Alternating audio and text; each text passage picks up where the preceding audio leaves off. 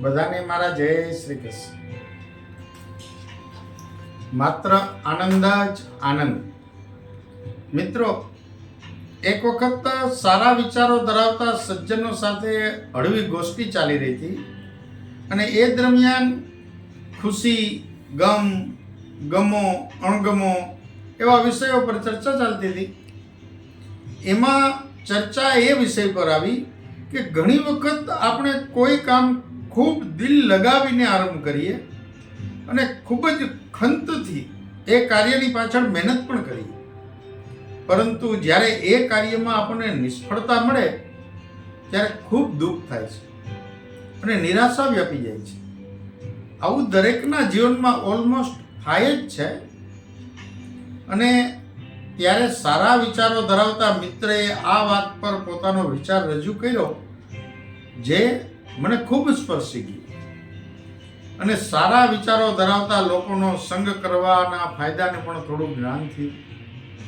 હંમેશા સારા પોઝિટિવ વિચાર ધરાવતી વ્યક્તિ સાથે જ બેસવું જોઈએ, જેથી આપણામાં પણ પોઝિટિવિટી આવે. એ મહાશયનો ખુલાસો આ પ્રમાણે હતો કે જો ભાઈઓ, એક વાત સત્ય છે કે જે ઘટનાઓ જીવનમાં જે રીતે બનવાની છે એ રીતે જ બનીને રહેશે. એમાં ફેરફાર કરવાની શક્તિ આપણામાં નથી. અને એમાં આપણને ન ગમતા પરિણામો જ્યારે આવે ત્યારે એનાથી જો દુઃખી ન થવું હોય તો આવા વિચારોની ગાંઠ મગજમાં બાંધી લેવી કે આ જગતમાં માત્ર બે જ વિચારધારા ચાલે છે. એક મારી, એટલે કે એક હું જે વિચારું છું તે, અને બીજી મારા વાલાની, એટલે કે પ્રભુ જે વિચારે છે તે. હવે જ્યારે કોઈ પરિણામ આપણી અપેક્ષા મુજબ આવે તો આપણે તો એમાં ખુશ થવાના જ છીએ, પરંતુ જ્યારે કોઈ પરિણામ આપણી વિચારધારાની, એટલે કે આપણા એક્સપેક્ટેશનની વિરુદ્ધ આવે ત્યારે આપણે એમાં વિચારવાનું કે આજે મારા વાલાની ઈચ્છા પ્રમાણે થયું.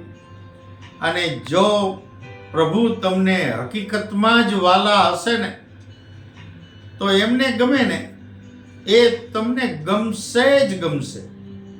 સંસારમાં પણ આપણે જેને પ્રેમ કરતા હોય ને એની હરેક વાત આપણને પસંદ આવે છે.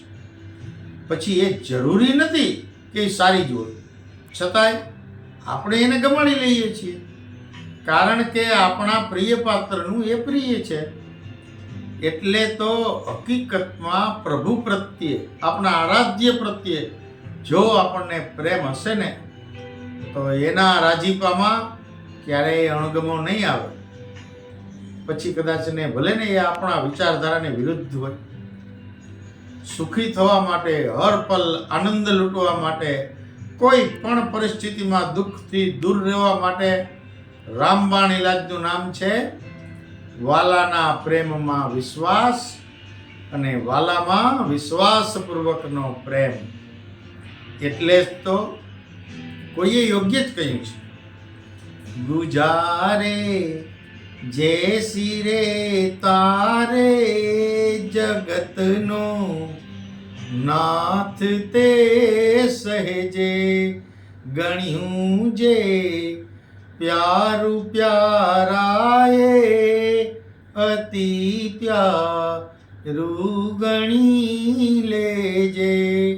શ્રીમદ ભગવદ્ ગીતાજીમાં પણ આ વાતનું સમર્થન છે કે કર્મ તમને દુઃખ નથી આપતું, પરંતુ કર્મની આસક્તિ થકી જ દુઃખ ઉત્પન્ન થાય છે. માટે બસ કર્મ કરે જા, ફળની ચિંતા ન કર. ગીતાનો આ મંત્ર તો ઘણું બધું કહી જાય છે. અને આમે ગીતામાં તો આજના યુગના તમામ સળગતા પ્રશ્નોના જવાબ છે. બસ શોધતા આવડવા જોઈએ. છે ને બાત ફતેહ કી, વાત નિત પ્રકાશની.